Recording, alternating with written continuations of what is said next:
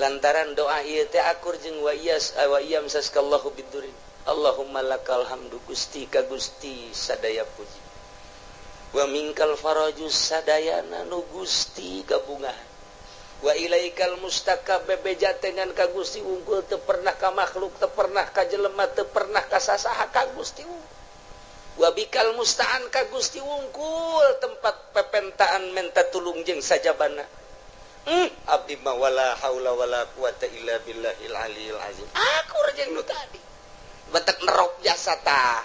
Wiridna ieu bada magrib 3 kali doana nu tadi Allahumma lakal hamdu wa minkal faraju wa ilaikal mustaka wa bikal musta'an wa la haula wa la quwata illa billahil aliyil azim wa nasta'inuka ala fasadin fina wa nas'aluka salaha amrina kullihi ya arhamar rahimin.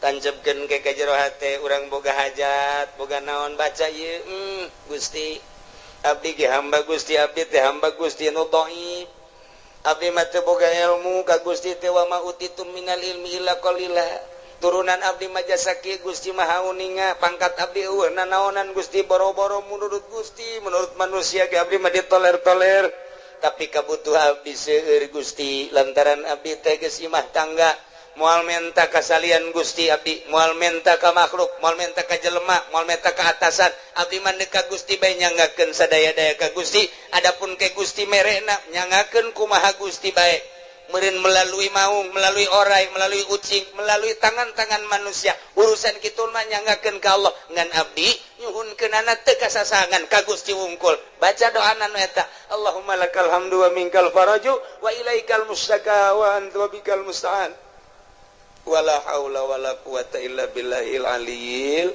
azim wa nasta'inuka ala fasadin fina wa nas'aluka salaha amrina kullihi ya arhamar rahimin.